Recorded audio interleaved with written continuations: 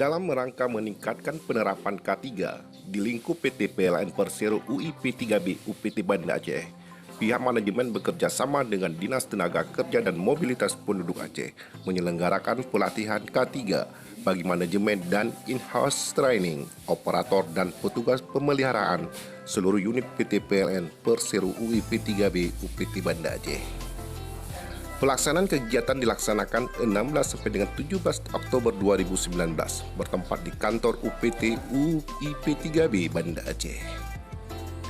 Pemateri kegiatan ini diisi oleh Saudara Ikhwan ST selaku Kasih Pengawasan Norma K3 dan Saudara Dede Hermansyah ST, Pengawas Ketenagakerjaan Disnaker Mobdub Aceh.